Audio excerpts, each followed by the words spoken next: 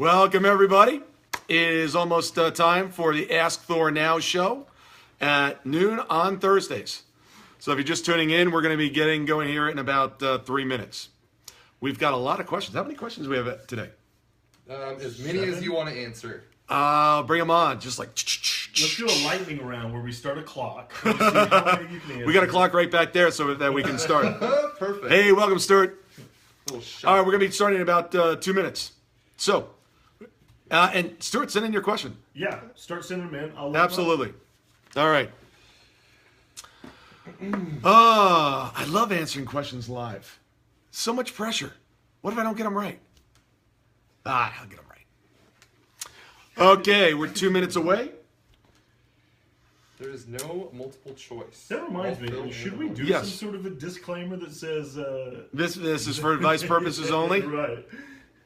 Just in case. If I screw up your life, please do not blame me. Right. If you don't get credit for fixing their life. That's right. That's can right. you really get credit for? Well, you know what happens in so many cases? That's a great question. Look, is there only one answer to every question? No. There's a multitude of questions. I'm just giving you what my advice is and what my experience has been. Because, quite frankly, a lot of people have never even run a business. And they're sitting here giving advice on what you should do, and I think that's a bunch of BS. So if you haven't done it, and you just read it somewhere, don't give advice. All right, we're about a minute and a half away from starting. Thanks for joining us today. We've got a bunch of questions that were sent in. Hey, are you going to Date with Destiny this year? You bet. And a matter of fact, I am going to be one of the people in the audience. So I'm really looking forward to that. It's been 14 years. So it's going to be fun being a participant. It'll be interesting. Hey, Matt, thanks for joining us. And my eyes, help me with this. Albert.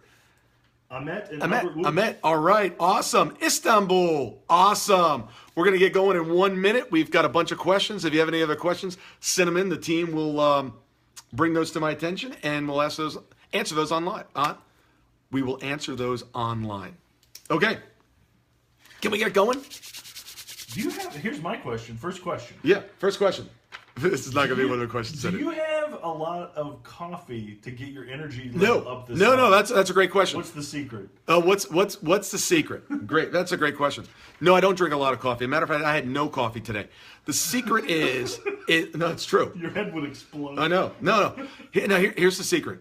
Find out something that you're passionate about. Find out what that is, and then do it. And do it with energy.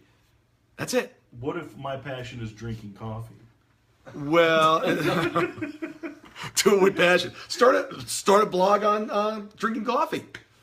Baristas are us. Go around to all the different coffee shops in Atlanta. Let's get going. It's 12 o'clock. These people, time is important, so I want to deliver quickly to everybody. All right, first question comes in from... Yes, you're on. Someone on Twitter, I guess. Someone on Twitter. That's right. Okay, so immediately after the election results came in, a lot of people were losing a lot of money, and there was a lot of instability in the stock market. Yeah. I'm wondering how the result of the presidential election will affect my business going forward. I have no idea. Nobody knows. Look, here's the thing. I don't care whether you voted for Hillary, you voted for Donald, or you didn't vote at all. That doesn't matter. What matters now is we have a new president. And you can either bitch about it or get behind him and try to figure out how to make it work. And look, I have no idea what he's going to do or not do. Here's one thing for certain, though. Things are going to be different going forward. They're going to be better. They're going to be worse. Something's going to change. The man has a history of knowing how to run a business and producing profits.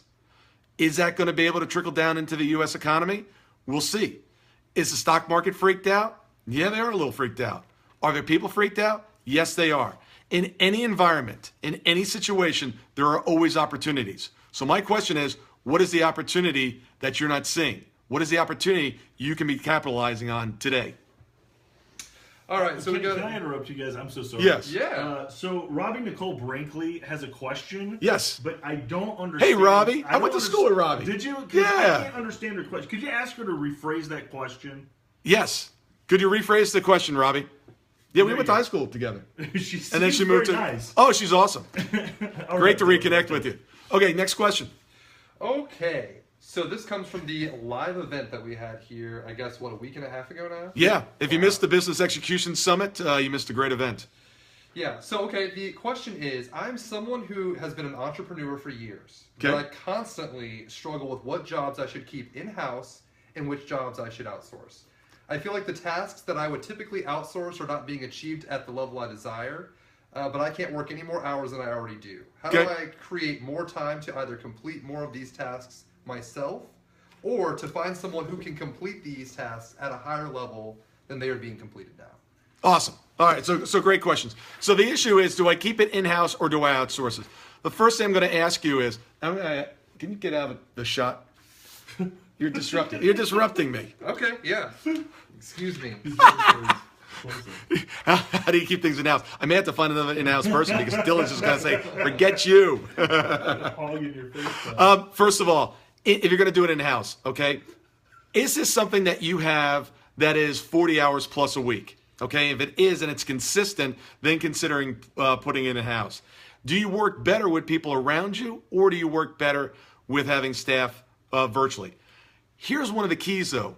If you're going to do this on a virtual basis and it's not going to be in-house, and trust me, anything that you're doing that you can outsource at a cheaper rate than what your rate is, and what I mean by this is, if you're making $100,000 a year, okay, break that down by 2,000 hours a year. That's $50, $50 an hour, right? $50 an hour times 2,000, 100,000. If you can hire somebody for less than $50 an hour to do something that you're not good at, and you can get that off your list, and you can start doing things that actually bring in money, do that. Now, if you outsource something, make sure that you delegate it properly. And what I mean by this is, you've got to have a written plan for the person that you're giving this task to. Second, you've got to follow up with them on a regular basis to make sure that it's getting done. The communication has to be immense going back and forth. It has to increase if the person is off site. And there's got to be consequences for whether it got done or did not get done. Both good consequences and bad consequences, depending on what happened. Here's what happens with delegation so much, and I was guilty of this for years.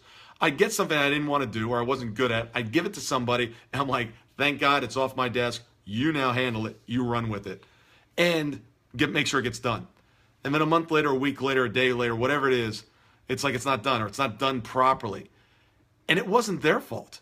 It was my fault because I didn't communicate clearly of what I needed done, how I needed it done, and when I needed it. So communication, communication, communication. That's key. You talked about creating more time.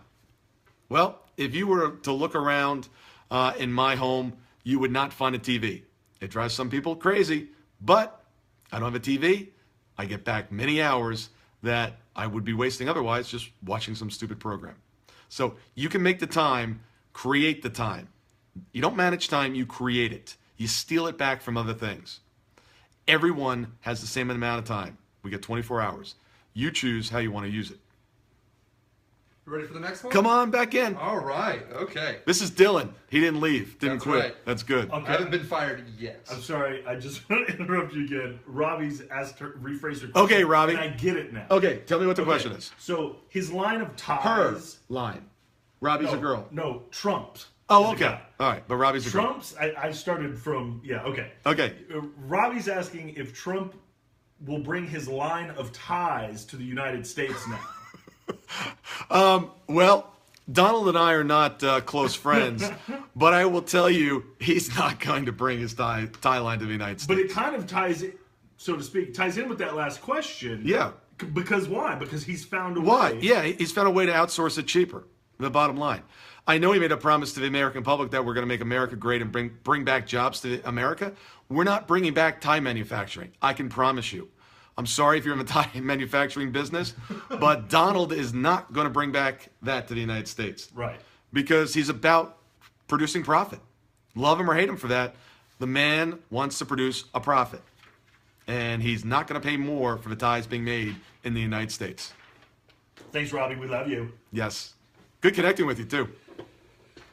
All right. All right, next question. So, as a smaller mom and pop jeweler, I have made a decent amount of my money undercutting bigger jewelers who offer similar cuts, that Okay. being quality and weight. Okay. At a much higher price. However, my margins are extremely thin, and while I would look to keep the same clientele, I think I could charge more for my products. Is that an unethical, or am I overthinking it? Okay. Great question. First of all, as far as ethics, I have no right to tell anybody, what their ethics should be or should not be. That is your choice. You decide what is ethical and what's not ethical. And if anybody tries to tell you what's ethical or what's not ethical, walk away, run away. It's for you to decide, period. Now, if you're in a business where you're making thin margins, figure out, one, how not to have thin margins, or pick another business and sell it to somebody else that loves thin margins. Walmart, they love thin margins. I don't know if they want to get into the jewelry business. They probably are in the jewelry business. there's a hole over there. jewelry counter. The jewelry counter. I'm not quite sure if people are buying their engagement rings there, but anyway. You'll probably be surprised. Yeah, it might be. And so would the brides. Yes. I got it from Walmart. Look. Yeah, thin margin businesses, really, really tough. I was in one. Matter of fact, I still have the shirt. I don't have the company anymore, but I got the shirt. That's what you get. You can get a shirt. Yeah, thin margin businesses, I don't like. If you have a way to provide more value to your clients and you can charge more money for your product, do it. Look, Krugerrand, right, is gold. It's a gold coin from Australia. It's the same weight as any other gold coin anywhere in the world, except the Krugerrand sells for more money. Why? Why would you pay more for gold in Australia for Krugerrand than any place else? Simply because they made a market saying that it was more valuable. Go to Tiffany's. Go to Cartier. You can buy a diamond at Tiffany's and it'll be twice as much as another jeweler. Why? Because it's worth more? No, because it has Tiffany's on it. Figure out how to take your products and how to add value to your customer and raise your margins. Yeah, don't get me started about low margins. Don't like low margins. All right, so we got another question for you, and this Yes. is from the Peak Performance Nation group. Hi-yo. Hey, awesome. Hey, if you're not familiar with the Peak Performance Nation group, it is a private Facebook group that is a society of peak performers. And we got some incredible badasses in that group. And if you've got any questions about business, about life, or anything to do with peak performance, get in there, become a member, and you can ask any of the members anything that you want. So it's a great resource. Yeah, and this is a heavy-hitting question, so this Okay. is going to give you an example of what it's like. Awesome. Okay, so I work for someone who struggles with alcohol abuse and relationship problems. Those issues have been spilling over into our professional environment and are impeding my ability to do my job. Spilling over. Yeah. Clever wordplay. I feel like I'm the only one who wants the company to succeed, and it isn't my company. How do I convince someone to save their own company, or can I? Well, you can't convince anybody to do anything all the time, but sometimes you can. Here's the issue, and it happens all the time. We've got an owner here that probably knows what's going on, but is asleep at the wheel or doesn't want to make the hard choices. Look, alcoholism, or any sort of addiction like that is hard enough to struggle with. And you certainly don't want that person to lose their job, but it sounds like somebody needs to step in and help this person. And that can be done with some sort of intervention, some sort of loving, caring act. And letting this person go on and be in this environment and not addressing it is hurting you, it's hurting the company, and it's hurting them. So in this case, you've got to sit down and you've got to talk to the owner of management, and you need to address it. And hopefully you guys can come up with a plan that can not only save the job for this individual, but turn their life around. I mean, this is not a good situation, but I see it all the time. One employee in an organization that's not doing what they're supposed to be doing, let alone an addiction problem, it is an absolute cancer. And it will destroy the culture and the productivity of that company. It needs to be addressed quickly today, period. You've got to address it. Otherwise, I think you're causing harm to this person and other people at the organization. And client, I mean, it just goes on and on and on. You can't have that. It's got to be addressed. So it's a tough decision, but you got to do it. All right, so let's do a little lightning round. All right, lightning round. I love this. Okay. So we'll make this. All right, what do we got? We'll try and make these as quick as we possibly can. Okay. Okay, I feel like making a change at the office to shake things up for me and my staff. Any suggestions? Good. Fire somebody. Best way to do it. All right. I have a hard time saying no. And let me talk about that just for a second. You guys aren't getting fired, but I'm serious about this. Jack Welch every single year would fire the bottom 10% of his staff. Period. And Jack Welch hired incredible people at GE. Here's the deal. There are people in your organization, and if you ask yourself the question, would I be relieved or happy if X, Y, or Z employee left? And your answer is yes, you've got the wrong person. You've got to get rid of them. Let them go do something that they're really good at. You might be doing them one of the biggest favors yet. So fire somebody. Okay. I have a hard time saying no because I'm always looking out for others. What are some tips to combat that? Stop it. Stop it. Cut it out. Bottom line, if you don't learn how to say no, you will never be a peak performer. Period. Pick any area of your life, whether it's health, fitness, business, anything. If you can't say no because you've got this pleasing mentality, it's cancer. You got to cut it out. You cannot not say. Can you not say no? Stop saying yes. Say no. Matter of fact, I had somebody at the event a week and a half ago where literally we had to do an intervention where this person stood up and I said, say no. She couldn't say no. And I really had to just piss her off until she finally said no. And I had to shout it.